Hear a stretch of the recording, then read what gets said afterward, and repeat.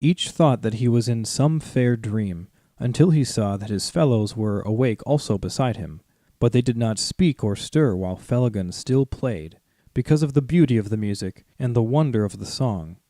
Wisdom was in the words of the Elven King, and the hearts grew wiser that hearkened to him.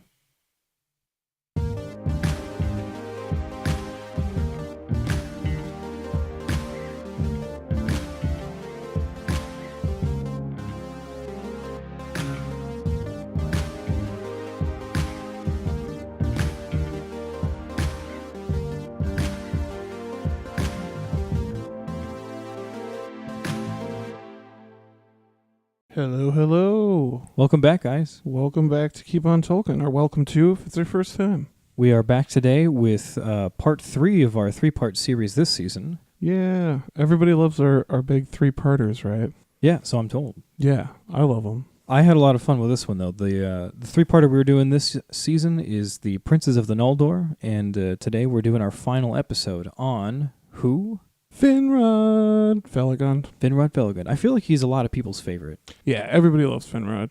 He is the fair, noble sexy friend. Sexy guy. Everyone liked him.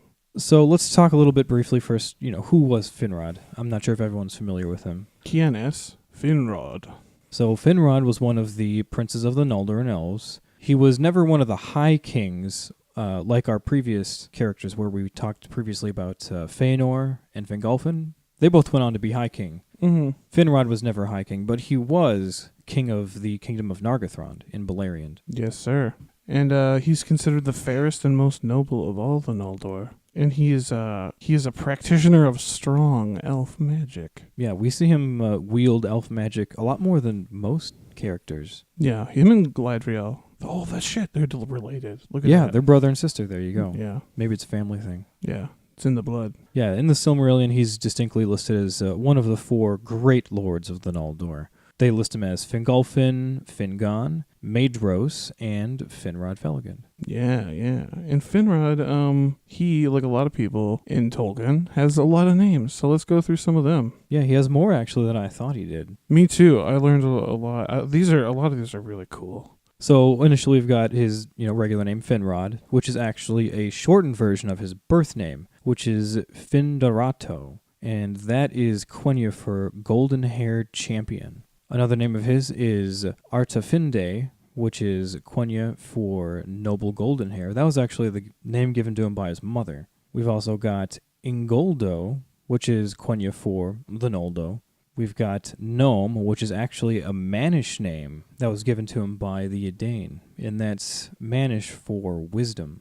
We also have Edenil, which is Sindarin for friend of men. Atandil is Quenya for friend of men.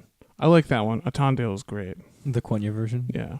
And then Edenil, which is Mannish for friend of men. And then, of course, my favorite one, Felagund, which is a Sindarinized Khuzdul word from the original Khuzdul Felak Gundu, which means hewer of caves. I think that's my favorite. Yeah, hewer of caves is awesome.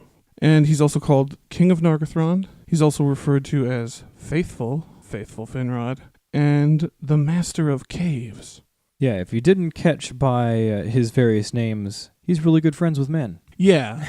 Yeah, man. There are like 3 or 4 different of his different names of his that just reference how friendly he is with men. He's man-friendly. And we'll get into why that is. But let's start at the beginning. Back to the beginning. Here we go. So, good old Finrod, he was born in Elqualande in Valinor in the year 1300 of the Years of the Trees. So he was born in a pretty great time. Yeah, this is the bliss of Valinor. Yeah, they're noontide. And he was the eldest son of Finarfin and Eärwen. As we know, Finarfin is the brother of Fingolfin and Fëanor. Yeah, one of Fëanor's half-brothers. And Finarfin's house is the only house of the Noldor to have golden hair. Why is that? Because Eärwen is actually from Elgolande. She's Teleri. Oh, yeah. Because the Noldor all have black hair. Mm-hmm. So this is where Finrod Felagund gets his distinct golden hair from, his mother. And his siblings were Angrod, Angner, and Galadriel. Yeah, in the published version of the Silmarillion, a lot of you folks might be thinking about this right now. Orodreth, right? Where is he in all this? In the published version of the Silmarillion, Orodreth is included as one of Finrod's brothers, but later on, apparently Christopher Tolkien came out and acknowledged the fact that making Orodreth Finrod's brother was wrong, because, I mean, Tolkien was always changing characters around. He was, using names or changing who their character was in relation to the story all the time. So apparently later on, Christopher Tolkien came out and acknowledged that Orodreth should be the son of Angrod, which is Finrod's brother. So Orodreth should rightly be Finrod's nephew, not Finrod's brother. Right. Good to know. So that's an update in the canon. Yeah. And Finrod is also the great-nephew of Eleuthingol by way of his mother, right? Yes, I believe so. Yeah. It was his mother's brother. Is that right? Is it that close? No, he's a great nephew. Yeah, but I think it's because she's Teleri, so it's got to be. Yeah, it's got to be. That's right. Her, yeah. Yep.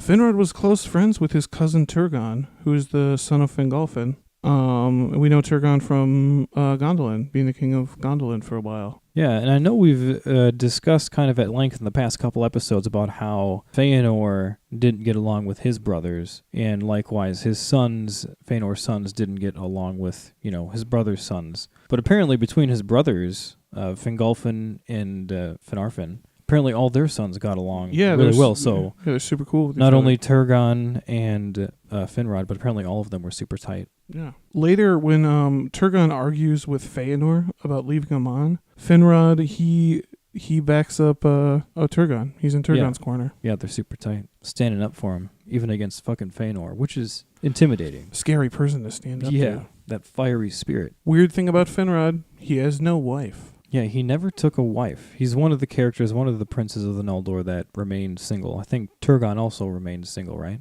No, Turgon's wife died crossing the Helcarax, right? That's right. Yeah. Okay. Yeah, so Finrod didn't have a wife, but something I did not know until recently is Finrod did, however, have a lover back in Valinor. Ooh. And her name was, I'm probably going to butcher this, Amarie? Yeah, that's how I'd say it, Amarie. Yeah, so they never got married because somehow, even while in Valinor, they did have a thing, but Finrod somehow recognized that he had this destiny that required him never to be married. Yeah, it would just be better if he weren't married because he has to focus on his destiny. He knows something's coming, and there's a point in the Silmarillion where Galadriel asks him about this, and we're going to throw in a quick excerpt from that.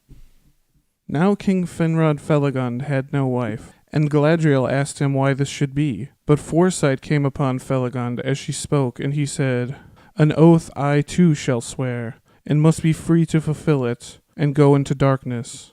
Nor shall anything of my realm endure that a son should inherit." Yeah, kind of emo. Yeah, that's a hell of a lot of foresight though in those like two sentences, because he alludes to what he has to do with Beren, right? Yeah, the quest for the Silmaril, and he even foresees like the fall of his entire realm. Yeah, nothing's gonna last for a son to have. Yeah, and he just still keeps trucking on through life. Yeah, I never realized that is really emo. That's super emo. Super emo. He's goth as fuck. Yeah, and one of the main reasons why we never hear about his lover, Amarie, is because she, like we mentioned a little bit ago, she stayed in Valinor. So during the flight of the Noldor, when all the Noldor left, she stayed because she was one of the Vanyar. Yeah, not a single one of them mofos left. They all stayed. It's generally accepted that Finrod has no children, but there is a debate that questions, who then is Gildor Inglorian from the Fellowship of the Ring? Right, yeah, hearken over to the Fellowship of the Ring. Yeah. This is the first elf we come in contact with in the Fellowship of the Ring. Yeah, Frodo... Is it Frodo on his own? It's Frodo and Sam. Frodo and Sam. They meet him as they're trucking through the Shire, right? Yeah. Just on the outskirts of the Shire. On the outskirts, late at night. We've actually got a quick excerpt to kind of reveal why there's some debate about this.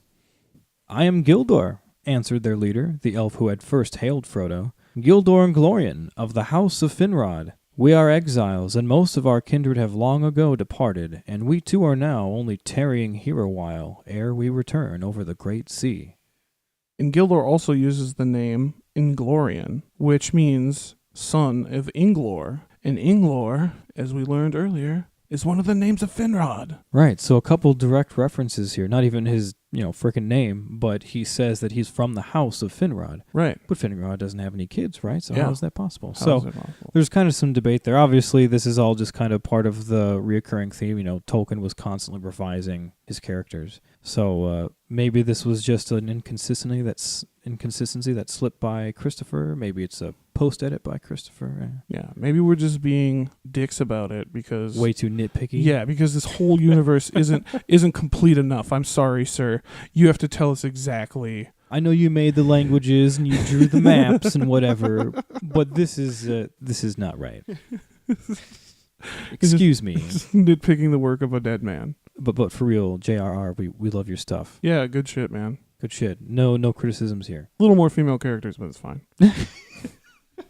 And for more on that, harken back to our Women in Tolkien from last season. Yeah. But back to Finrod. So that's good old Finrod Felagund. So that's pretty much everything that we know of Finrod's early life. There's not too much going on. Kind of like a lot of Tolkien's characters, they pretty much come into play into the stories when they're already adults. There's not a hell of a lot of back information on some of them. But yeah, so we really start to get more information about him around the time of, the unrest of the Noldor and mainly the flight of the Noldor out of Valinor. Now, Finrod was among those who opposed Feanor and the Oath. However, when the Noldor departed from Aman, he did join them for a few reasons. Yeah, he didn't want to be separated from his friends because, pretty much everyone was going at this point. Almost all the Noldor were game to head out. He did not want to leave his people to the rash rule of Feanor either. Yeah, I Feanor think that's kind of crazy. Yeah, we saw that reasoning come into play with Fingolfin too. Apparently, pretty much everyone understands that Feanor might not be the best leader. Yeah, it's funny that sometimes leaders are so bad that people have to just obstruct them from doing terrible things. It's not even their inaction that makes them terrible. It's you have to actively stop making them do terrible things. Straight up. Yeah, another reason that Finrod joined the march to leave, despite the fact he didn't agree, was he did have his own dreams about going to Middle-earth. And we'll throw out a quick excerpt from the Silmarillion to back that up as well.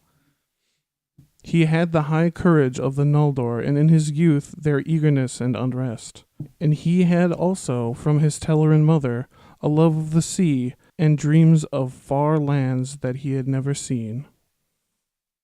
So during the march, Finrod traveled with his father Finarfin as part of the last host to leave. Yeah, they had the biggest host, so naturally they were much slower. And they had many of the wisest and most noble of the Noldor. Yeah, another reason why it took them so long and why they were going so slow is because they were often looking behind them back at their fair city of Tirion. They were really going to miss the place. And especially Finrod, because he had to leave... Well, how do we say Amarie?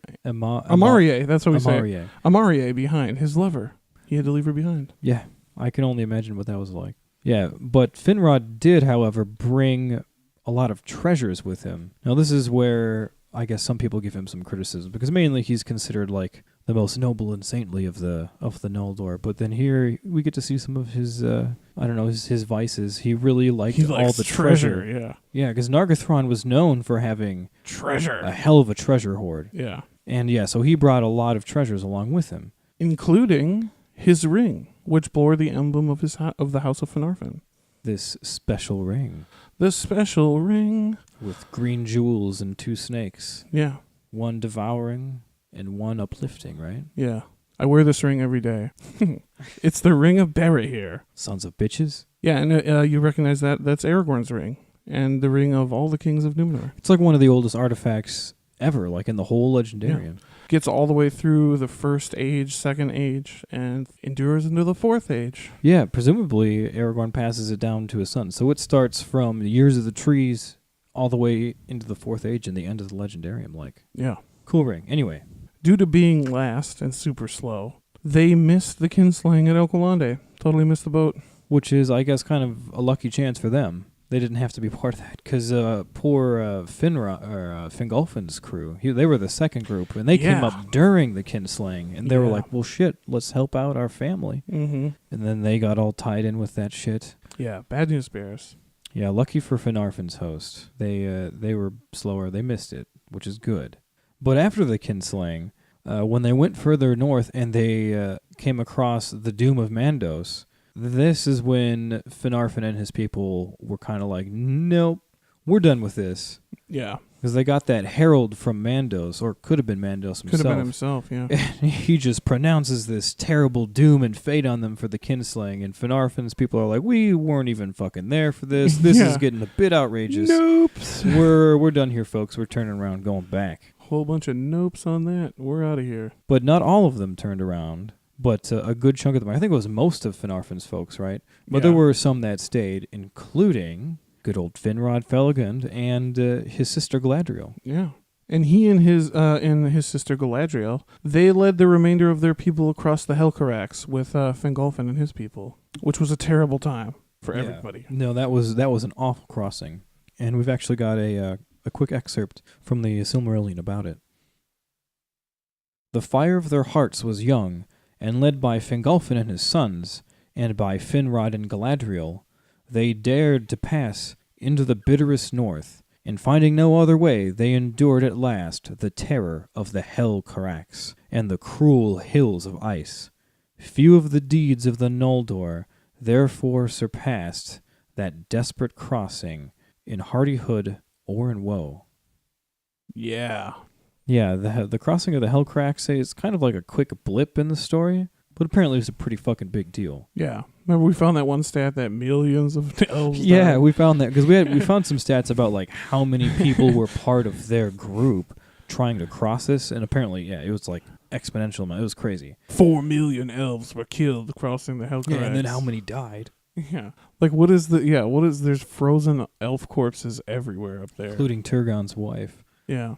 But when they get to the other side of the Helcarax and they finally make it to Middle-earth, this is what actually starts the First Age. Yeah, this is the event that they reckon it by.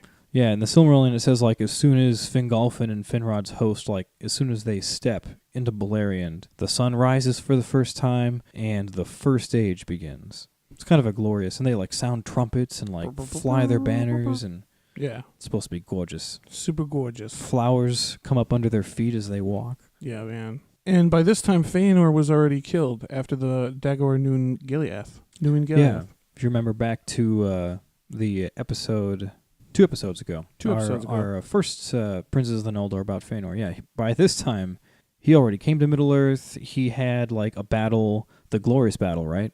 Or was it the Battle Under Stars? Battle Under Stars. Under the Stars, which was a big victory for them. And then he got, cocky and he tried to chase after Melkor's host and got himself killed. Such a fool. And Finrod and Fingolfin's hosts actually, they attempt to straight up attack Angband.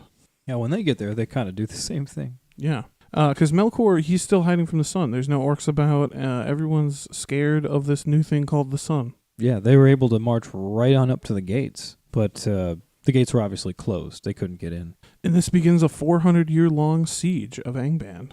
Yeah, this is like their version of the Watchful Peace. Yeah, yeah. And this is when we get a lot of setup, basically. During this 400-year siege, this is when we get a lot of, like, the kingdoms get set up and things. But immediately after, they go and knock on the doors, trying to confront Melkor. Obviously, nothing happens. That's when they turn around and they go meet up with the rest of the Noldor for the first time since they got super fucked over at the burning of the ships. Yeah. And so this is the first time that the host that got left behind makes it and meets up with Feanor's host, and some of them are happy to see each other, but in general there is some tension. It's awkward. It's awkward. I think Feanor's host like relocates to the southern side of the lake. Yeah, they're like, we're just gonna go ahead and go over there. We'll be nearby, but just on the other side of this big old lake. And in the early part of the First Age, Finrod built the watchtower of Minas Tirith on the island of Tol Sirion in the pass of Sirion. So it's like a narrow bit between two mountains, right? And the river Sirion flows like the mountain ranges that kind of separated the northern portion of the land from like the greater part of Beleriand. That was like the pass that got you there, or one of the two, really. Yeah, either that or Maglor's Gap, right? Yeah, that or Maglor's Gap on the east side. That's right. And so naturally, Finrod built this watchtower right in that gap. So he's kind of guarding that gap, which is why the tower was named Minas Tirith, the Tower of Guard. Tower of Guard. And this is another thing we thought we'd clarify. This is not the Minas Tirith of the Third Age. No, some people might be drawing that connection between like this Minas Tirith and the Minas Tirith of Gondor, like Pelennor Fields and all that. Right, and what it comes down to is Tolkien's names for things are basically descriptions of what they are in a different language. Yeah, in Elvish. Yeah, in Elvish. So Minas Tirith literally means the Tower of Guard. So, like, truly, Minas Tirith of the Third Age, the city's name is Minas Anor, Right. but they changed the name to Minas Tirith, the Tower of Guard, when the war started happening with Sauron. Yeah, when Sauron became a problem. So yeah, originally Third Age was Minas Anor. Mm-hmm. But yeah, just to clarify, this is not the same city. No, not at all. And the Tower of Guard, Minas Tirith, in the Pass of Sirion, on the island, in the River Sirion. So he gave this fortress over to his nephew, Orodreth. Yeah, who in the book will say is his brother, but we learned earlier in this episode, It's his nephew. it's a lie. It's false. It's false. Unacceptable. The Lemonheads. So Orodreth is the ruler of Minas Tirith for a good while. Now, around the year 50 of the First Age, this is when Finrod goes and meets up with his good friend Turgon. And right now, I think Finrod is still living in Tol Sirion with Orodreth. He doesn't really have anywhere else to live at this point. And he and Turgon meet up, and they just kind of go for, I don't know, it's like they go out camping. They go for a little vacation down the River Sirion. Some bro time. Some bro time. They just go and hang out. And they one night, they encamped along the bank of the River Sirion, and while they were sleeping, they both received, I don't know if you want to call it a vision or a dream. Either way, they got these dreams from Ulmo. And these dreams were warning them to prepare for a coming day of evil. And he also hints to Turgon about the Vale of Tumladen, where he later builds Gondolin. And to Finrod, the realm of where he'll build Nargothrond. Yeah, so he's he's warning them both. Beware, something bad's going to happen. Make sure you get yourselves fortified. Yeah, make sure you post up. And then after they wake up, this has always kind of confused me, despite the fact that they're both really good friends.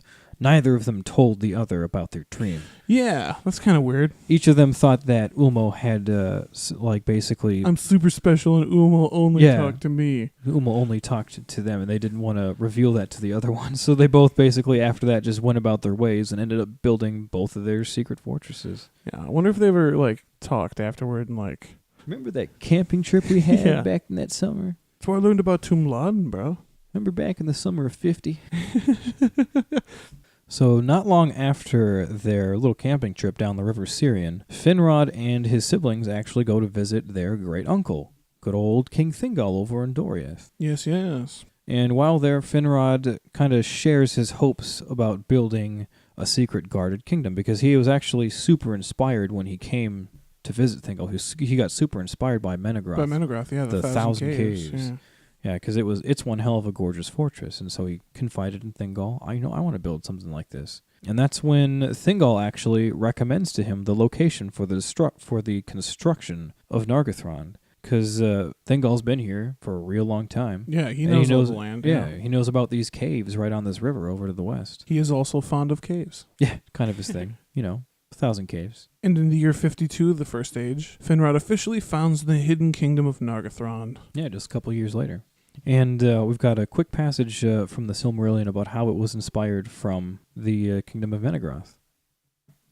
Then Finrod was filled with wonder at the strength and majesty of Menegroth, its treasuries and armories, and many pillared halls of stone.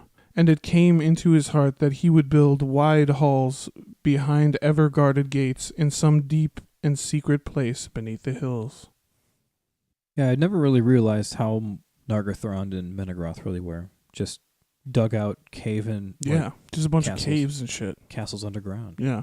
We here in St. Paul, Minnesota, we're pretty familiar with caves. Oh, yeah. Yeah, we're built on caves. Built on caves. Things are built into caves. A bunch of teenagers get killed every summer going into the caves. Yeah. People go into the caves and start fires in there, and then they suffocate. Yeah. Public service announcement. Don't ever start a fire in a cave. Right. If you don't already know not to start a fire in a cave, don't do that. Listen to this. Don't do it. Yeah, they blocked off all the caves now because kids were going in there and killing themselves on accident. How are we supposed to do our spelunking? But for real, there are some real cool caves around. Yeah, you guys, if you ever come to St. Paul, check it out. So, Nargothrond. So, Nargothrond was built in the caverns of Narog, beneath the forest hills that are known as Tar and Farath. and that's on the western bank of the River Narog. But Finrod was not the first to delve in those caves. It had been inhabited by petty dwarves who called it Nuluk Kidsdin. Yeah, I feel like the petty dwarvish words that they come up with in Cruz Duel are even harder than grosser, regular. Yeah. Regular dwarvish. Nuluk Kizdin. Nuluk Kizdin. Yeah, so initially the petty dwarves had kind of started delving that out, but they were driven out for some reason or another. I couldn't quite figure out what it was, but they kind of left it. Yeah, probably orcs, who knows. So Finrod went ahead and enlisted the help of the proper dwarves, I guess. He got a hold he got a hold of the dwarves over in the city of Nogrod, way over to the east in the Blue Mountains, and they helped him build this fortress. Yeah, and he paid them with some of those super sweet fucking jewels he brought from Valinor. And the dwarves love that shit. Yeah, some folks might be thinking, how do you get dwarves to just help you make a kingdom? Well, you pay them with some super fucking gnarly jewels that they've never seen before. Yeah, they'll do anything for jewels. Apparently, they also would do like anything for pearls. Oh, yeah? Apparently, some of them got some pearls one time through Círdan, or somebody got them from Círdan, and they traded with them, and they just thought they were the coolest fucking things. Well, I suppose pearls are from the sea. They never really make it over that far. Right, they don't make pearls. Pearls are made by giant fucking clams. Yeah. Interesting. Wow. Yeah. Dwarf Facts by Joel. Dwarf Facts. So the dwarves, they absolutely loved being paid in those precious gems from Valinor. And they were actually so grateful for this business transaction that the dwarves made for Finrod a special necklace called the Nauglamir, which really comes into play later on. Yes, it does. Comes into play in is it all three of the It comes tales? to play... No, it's definitely not part of Beren and Luthien. It comes in... No, it is. The Nauglamir? Yeah, Luthien wears it, remember? I suppose that is towards the end, yeah. So that's part of the Children of Húrin. It's part of the Children of Húrin. It's part of Beren and Luthien. It's just not part of the Fall. No. Well, I suppose right after the Fall, they have it at the mouths of Sirion, so it's kind of at the end of all the tales. Yeah. I suppose all the tales kind of end all together. Yeah. Anyway. Anywho. Little rambling. So this is also when the dwarves finally give Finrod the name, or the title, Felagund, Hewer of Caves. Well, we should say they gave him the title Felagund, Hewer of Caves. And then everyone was like, oh, that means they called him Felagund or something. Felagund, yeah. That became his nickname. So really his name is like two nicknames. Finrod also built the Tower of Barad Nimros on the cape west of the Eglarest in order to keep watch over the Western Sea. Maybe to see if the Valar were going to show up or something? Yeah, I guess he really liked to help people build things. Because another fact that I read earlier was that he also helped build some fortifying walls around Círdan's areas. Yeah, around his little cities on the coasts. After Melkor came and fucked their shit up the first time, he helped build some walls. That's nice of him. Yeah, he's a real good guy. No wonder everybody likes this dude. Yeah, no wonder everyone fucking loves Finrod. He's a real nice guy.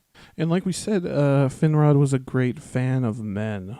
Yeah, and they of him. Yes. And so, at one point, he is hunting in the lands of Thargelion in East Beleriand, and he becomes the first of the Elves of Beleriand to come across men. Yeah, this is the first time that men have crossed the Blue Mountains into Beleriand, and he just stumbles across them. It happens to be the House of Beor. Yes, indeed.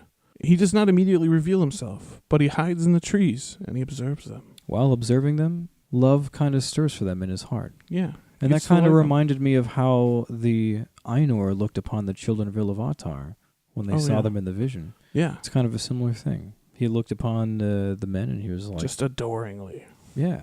So after all the men in the camp that he came across, after they had all fallen asleep, that's when Finrod comes out, and he kind of slips through them and takes a seat next to their fire and picks up Beor's harp that Beor had left hanging around their camp, and he starts playing a song. And we've got an excerpt from the Silmarillion about this little scene that happens here.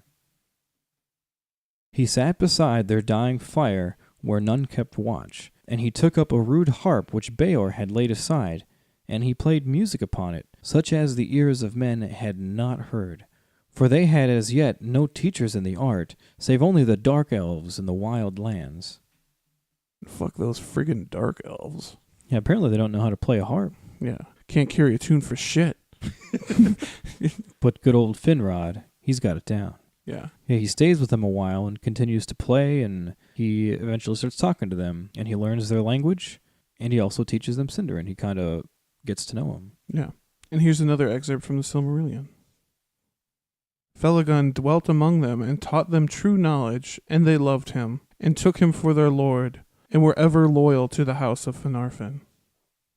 And this is kind of where the love that men have for Finrod Felagund kind of starts. Yeah. He was kind of the first one to meet them, and he was probably the best person that you could meet first. Oh, hell yeah. Imagine if they ran into fucking Kelagorm and Kurzman. Yeah, I was going to say one of the sons of Feanor. They'd be like, fuck this place. We're heading back to that side of the They'd be mountain. freaking like enslaved or something like that. Yeah, no, thank Christ they ran into fucking Finrod Felagund. Another really cool fact that I found out about this meeting, so he meets men for the first time, they obviously speak a different language, but in this meeting, Finrod realizes that he also has the ability to kind of read men's minds to an extent. It allowed him to basically understand what they were trying to say to him, which allowed him to interpret their language way easier. Galadriel kind of does that too, right? Yeah, I think so. Yeah. What's with these Finarfin's kids? Bunch of weirdos. A bunch of fucking weirdos with their blonde hair and their magic skills. And their magic. Their fucking magic. Their mother was, what, Telerin, right? Yeah. How's it? Yeah. Well, they love their singing and their sailing. Maybe they're into magic too. Who knows? And Finrod's not only one of the wisest, but he also loves to share his wisdom with others, especially the Edain. And that's when they named him Gnome, which means wisdom in their language. Yeah, he was really all about the spreading of knowledge. He also just kind of liked interceding for men. In fact, Finrod was also the one who intervened on behalf of the Green Elves of Osirian, who feared that these new men were going to destroy their home. Because men had just crossed the Blue Mountains. Right. They had just made it to the west side of the mountains, which is, the easternmost part of Beleriand. That's the Green Elves' territory. Oh, yeah. And they're that's like, fuck these guys. Land of Seven Rivers, right? Yeah, it's supposed to be gorgeous. I mean, that's where Beren and Luthien spent the rest of their lives. They die there. Mm-hmm. Green Elves weren't a fan of men, apparently. They were kind of wary about them, and they didn't want them there. So Finrod was like, okay, well hold on. Well, hold on here, Hold guys. on here. So he's like, I'm going to go talk to the king. So Finrod... Dreamcast, Finrod, Jimmy Stewart. Hold on, folks. No, hold on. Hold on here. I just think it's great, because even though a lot of times the Noldor find themselves to be like higher than the Sindarin Elves... Yeah. And Finrod is, in fact, the king, but he is still like, all right, well, let me go talk to the king of these lands. Yeah. So Finrod he likes to recognize sovereignty. Exactly. Yeah. So he goes out of his way to talk to King Thingol, because he knows King Thingol is really the king of Beleriand here. He has been since before they got there. So, yeah, he's an immigrant in King Thingol's kingdom, essentially. Yeah, that's exactly what. Yeah, that's exactly what he is. So he goes to King Thingol and kind of intercedes with him on behalf of men. He's like, hey, there are these new folks here. They got to go somewhere else. Where do you want them to go? And that's when King Thingol gives men permission to go live in the little region known as Estalad. And that's a wide plain land in the east central portion of Beleriand. Yeah, I think it's just east or just southeast of the forests of Doriath, I think. Yeah. And at this juncture, Finrod becomes close friends with Andreth of the House of Beor. This is one of, I think, my new favorite characters. I didn't know who this character was prior to doing this episode. Yeah, me neither. We probably say that like every episode. Yeah, we learn things all the time. Which is one of the reasons why this is so much fun. Yeah. Get a hold of this. So Finrod became close friends with Andreth, who is a woman from the House of Beor. And to the Edain, she is known as the Wise Woman. And Andreth and Finrod, they become really close friends, and they talk all the time, and they converse about real, scholarly subjects. Yes. Things that no other people are really talking about. But Andreth was also in love with Finrod's brother Angnor, but they never married because Angnor dies in the battle of the Dagor Bracolak, the Battle of Sudden Flame. Yeah, it's also, they don't really talk about Andreth after that, so it's also suggested that she died in the Dagor Bracolak also. A lot of people did. That sucks. A lot of people died in the Battle of Sudden Flame. But, like we mentioned, they'd often visit and discuss matters of elves and men. And one of their conversations is apparently really well noted on by Tolkien. He really expanded it out, and if you read Morgoth's Ring in the History of Middle-earth, they get into this. And this conversation is known as Athrobeth Finrod Andreth. And it's a conversation where Finrod and Andreth, they discuss the metaphysical differences between elves and men, and the imbalance between their different fates. They just get real down into the nitty-gritty about this stuff. Yeah. We've also got a quote from Morgoth's Ring. It's a quote of Christopher Tolkien, actually, talking about this conversation that they had. The Athrobeth Finrod Andreth perhaps marks the culmination of my father's thoughts on the relation of elves and men.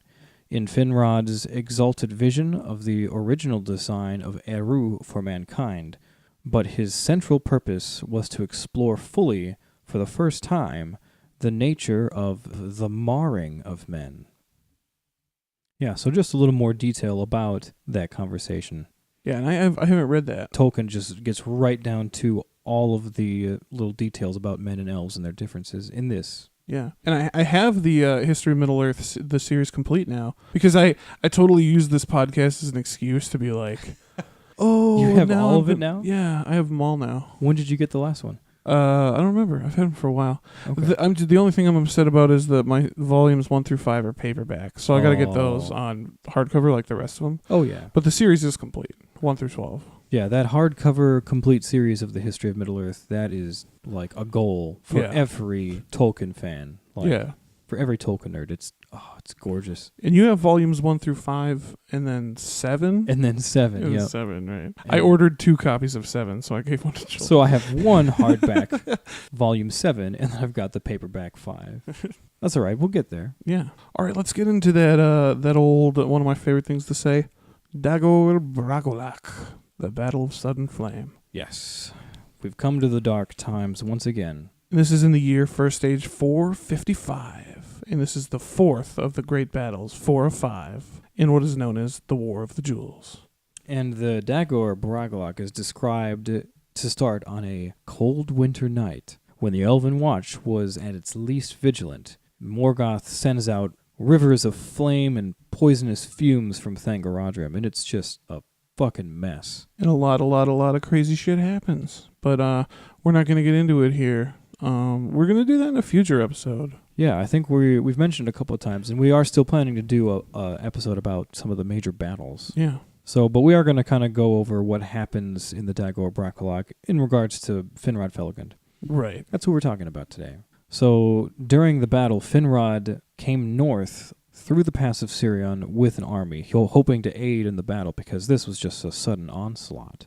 And they are ambushed by orcs in the fens of Sarek, which sounds like a very shitty place to be.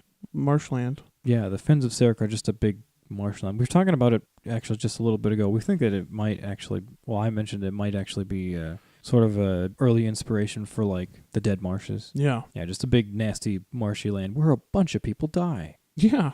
Because Finrod's army gets ambushed there by the orcs. And they all would have died if not for Barahir and his valiant men of the House of Beor, who descend from Dorthonion and they save Finrod and the day. Yeah, they really saved the day here. But not at a low price. No. Not at Walmart prices, that's for sure. No, Barahir's men took heavy losses, but they were ultimately successful.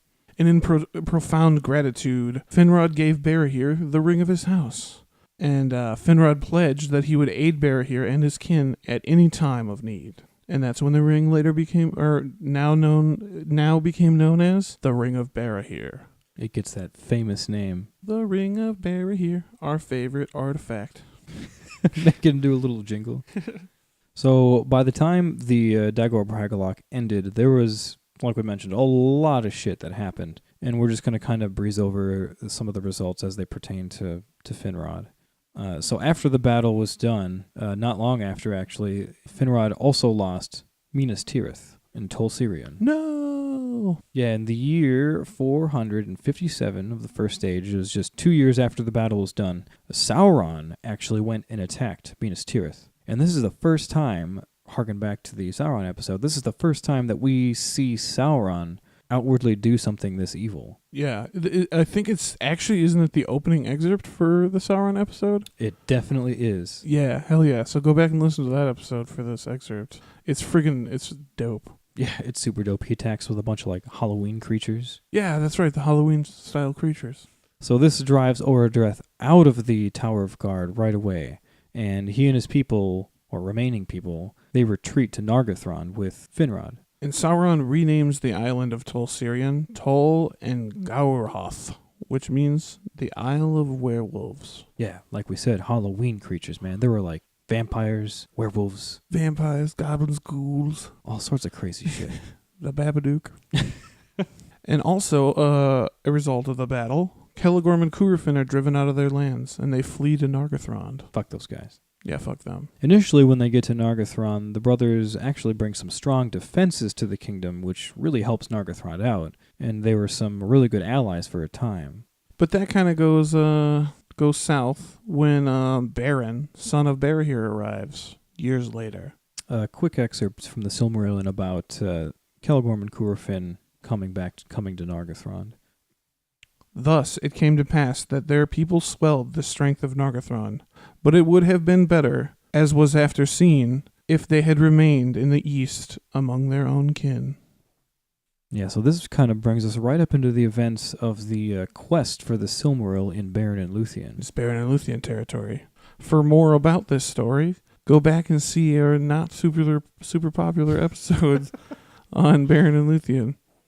So about 10 years after Finrod's oath to Barahir, and that was toward the end of the Dagor Bragollach, 10 years later, Beren comes to Nargothrond seeking Finrod's help.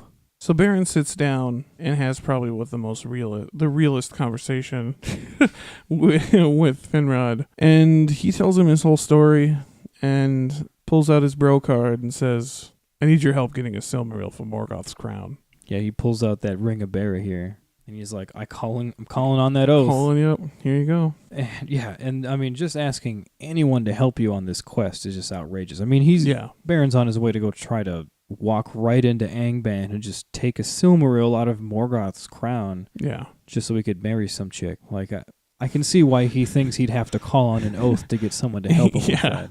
But he does. And in this, Finrod perceives the fulfillment of his oath and that it would likely mean his death. No shit. It was meant to be Beren's death. Mm-hmm. But when Celegorm and Curufin heard about Beren's quest, they threatened him and anyone that might give him help. Yeah, because keep in mind, they're hanging out in Nargothrond right now when Beren shows up. And this dissuaded most of Finrod's people from joining. And they kind of forsook their king for a second there. Yeah, apparently the brothers had a lot of sway in the kingdom. Yeah. Because like I said, they had been really good allies up until this point. Mm-hmm. I guess little did everyone know that they're complete fucking dicks. Yeah. So in kind of a scene, Finrod, all frustrated, throws his crown down on the ground and just kind of rebukes his people's faithlessness because he knows he's going to go on this quest and he's asking his people, his warriors, to help him, and everyone's just kind of like, nah. And we've got a excerpt from the Silmarillion about this scene. And now they murmured that Finarfin's son was not as valid to command them, and they turned their faces from him. But the curse of Mandos came upon the brothers, and dark thoughts arose in their hearts, thinking to send Felagund alone to his death, and to usurp the throne of Nargothrond. And Felagund, seeing that he was forsaken, took from his head the silver crown of Nargothrond, and cast it at his feet, saying, "Your oaths of faith to me you may break, but I must hold my bond. And yet if there be any on whom the shadow of our curse has not yet fallen, I should find at least a few to follow me, and should go not hence as a beggar that is thrust from the gates." So quite a dramatic scene. Yeah, dude. Throws the crown down and everything. Yeah, and this kind of really shows where Celegorm and Curufin really start to become pretty big dicks. Because here it talks about how they're straight up now planning to usurp the throne from him. Yeah, exactly, yeah. And at this point, a faithful elf by the name of Edrahil, he calms the room. He calms the room down. And he picks up Finrod's crown and reassured Finrod that he was and will remain their king. Yeah, he also asks if the crown can be given to a steward in the meantime until Finrod returns. He's just trying to be respectful. And, of course, Orodreth was chosen to be the steward. Naturally. He was he was the one looking after Minas Tirith. Yeah. So ultimately, only 10 warriors of the whole goddamn kingdom, only 10 warriors were faithful enough to join him on his quest. Eek. Yeah, and so they left Nargothrond, Beren, Finrod, and the 10 other warriors. 10 bros. And they headed up north towards Angband. Beneath the shadowy mountains, they came across the camp of orcs, and they slew them all in the night. And they took all the orcs' gears and weapons, and Finrod used some fancy magic, and their forms and faces were changed to the likeness of orcs. This is the kind of cool shit that Finrod can do. Yeah, he's got that real crazy elf magic going on. So using these new disguises, now that they straight up look like orcs, they hoped that they could just travel straight up north. It's actually a pretty good plan. Because, getting up to Angband, where Melkor and the Silmarils are, that's one thing. Mm-hmm. And this seemed like a good way to go about it. Yeah. But on their way north, they had to go through the Pass of Sirion. And that is currently ruled by Sauron. Uh-oh. And while they were in the pass, they're, of course, spotted by Sauron. And he got suspicious because they were moving quite quickly. And they also hadn't checked in to be like, hey, orc reporting for duty. But, Sauron's a keen guy. He caught on to these little things. And so he sent out a party to go capture them and bring them back to the dungeons of Minas Tirith for questioning. Meanwhile, Luthien had left Doriath and was on her way to save Beren and company, when she was kidnapped, of course, by Celegorm and Curufin. Yeah, so Luthien has some kind of a premonition about them being captured and how they're in danger. So she dips out to try to go save them. Would have been real helpful. But by just some real sad happenstance, they cross paths with these two dicks in the woods. And Celegorm and Curufin, they straight up they tell her that they're going to help her, because she's like desperately trying to find someone to help her get to save Beren and Finrod. Yeah. But as soon as they figure out what she's doing, they're like, oh, okay, yeah, come with us. Yeah, come with us back to Nargothrond. They're in Nargothrond, dude. They're having a fun time. Straight up capture her, bring her back to Nargothrond, and just lock her up there, hoping to let Finrod and Beren die so that they could not only become kings themselves, but now they could try to marry Luthien themselves. Because they were going to marry her to Celegorm, right? Yeah. Mm-hmm. Yeah. Just even more power for them. Because Curufin's already married. Really? Yeah, because he has Celebrimbor, remember? Oh, that's right. Yeah. Celebrimbor's also in Nargothrond while this is happening. That's right, yes. Something to note. Celebrimbor is around, and he is around for all of this in Nargothrond. But back in Tol Sirion, or I should say, back in Tol in Galroth, Sauron is attempting to figure out who they are, because he knows that they're not who they say, and he tries to strip their disguises using magic. And this was no easy feat, because Finrod Felagund, as we know, adept at magic. Very good at it. Him and his family. And this, what ensues is what we keep on Tolkien coined as the sing-song battle between Sauron and Felagund. Yeah, it's literally a magical battle of song. It's pretty epic. And so we've got a excerpt from actually the Lay of Luthien about the song battle. He chanted a song of wizardry, of piercing, opening, of treachery, revealing, uncovering, and betraying. Then sudden Felagund there swaying, sang in song a song of staying, resisting, battling against power, of secrets kept, strength like a tower, and trust unbroken, freedom escape, of changing and of shifting shape, of snares eluded, broken traps, the prison opening, the chain that snaps. Backwards and forwards swayed their song, reeling and foundering, as ever more strong. The chanting swelled, Felagund fought, and all the magic and might he brought of elveness into his words.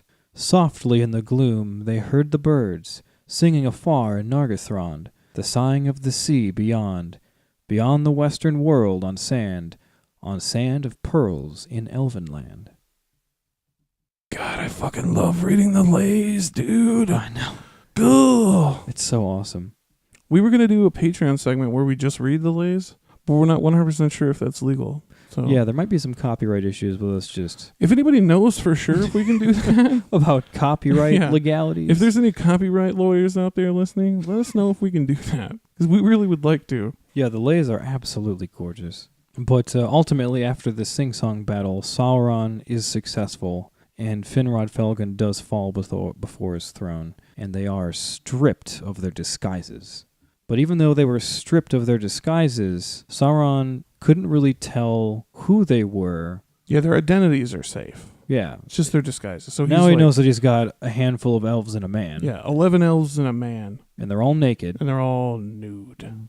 Like buck-ass naked. But naked. And he perceives that Finrod is some kind of a Noldor of great might, but other than that, that's all he's got. And he's still trying to get out of them, what is your name? What is your quest? Mm-hmm. What is your favorite color? So they were stripped naked, and they were imprisoned in a dark pit. Nice. And one by one, they were killed by werewolves until someone would reveal their identities. But guess what? Because these faithful motherfuckers, nobody said shit, and they all just got eaten by wolves. Which is terrible, but that's, look at, that's honorable. It's a baller way to go. The 10 faithful. It kind of sucks that the 10 that were actually faithful of the kingdom did all end up getting killed. But yeah. I guess that's just kind of the dark poetry of life. The way she goes. So finally, after all of their 10 men had been killed, and it was just Beren and Finrod left, finally the werewolf comes for Beren. And this is an excerpt from the Silmarillion. When the werewolf came to kill Beren, Felagund put forth all his power and burst his bonds. And he wrestled with the werewolf, and slew it with his hands and teeth. Yet he himself was wounded to the death, and he died in the dark, in Tol Ingaroth, whose great tower he himself had built. Thus King Finrod Felagund, the fairest and most beloved of the house of Finwë, redeemed his oath. There are so many emotions in that excerpt. Yeah, dude. There's some badassery, like super metal slew him with his hands and teeth, putting forth all of his elven power, bursting his bonds, but then just, his death and the redemption of his oath. Moment of silence. Pour one out. Yeah. So that ended Finrod Felagund, the fairest and most noble of the Noldor. And how sad and ironic that it happened in his tower. Yeah, dude. That got taken over and put to evil purposes. Yeah. He got imprisoned in his own prison and killed there. Yeah. Ugh, yeah. It's some heavy shit. Some real heavy shit, especially for such a good guy. Yeah, dude. So after the death of Finrod, not long after the death, Beren was saved by Luthien and Huan. And Luthien and Huan would have been there a hell of a lot sooner and possibly saved all of them if it hadn't been for fucking Celegorm and Curufin. Dicks. Here we see the oath once again, just fucking up everything. Everything. But nonetheless, that happened and he did die.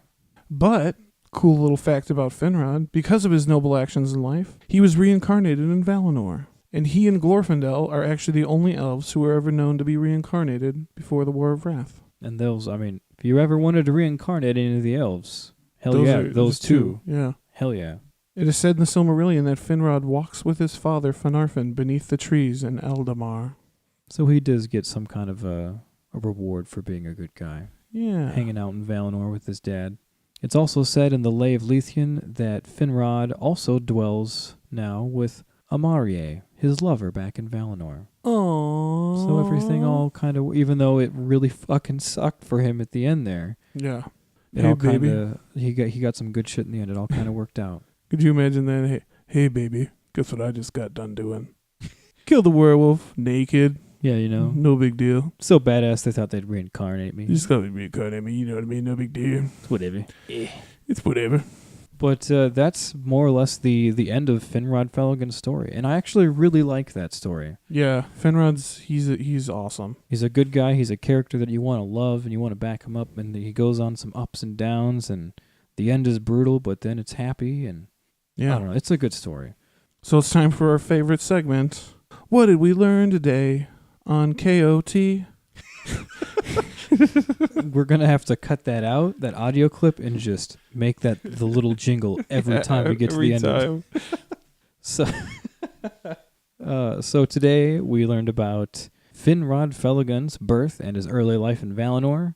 We learned about his part in the flight of the Noldor, or I guess more or less his kind of lack thereof. He was just kind of riding along to get to Middle-earth. We also learned about his establishment of the kingdom of Nargothrond and his discovery of and his relations with the race of men. We went over his role and what happened to him before and after the Dagor Bragollach, and we went over Finrod's oath with Barahir and the passage of the Ring of Barahir. We also learned about his role in the quest for the Silmaril and his ultimate untimely demise, and also his reincarnation in Valinor. Hooray! Yeah. But that's all we've got for you today, guys. And this marks the end of our big 3-part shenanigan. For our 3-part series for season 3, yeah, this kind of wraps that one. I really like this one. Yeah, Princes of the Noldor was a good idea. Yeah, and I think we mentioned this before, but this might be more than a 3-part series because there's so many of them, man. Yeah, so we'll probably continue this series and throw out some more. Yeah, but for now we're done. But we wanted to throw out a big thank you again to everyone for listening. We love you all. Oh yeah, super exciting, guys! We got some news. Big announcement. Big announcement. We got hit with 10,000 overall plays.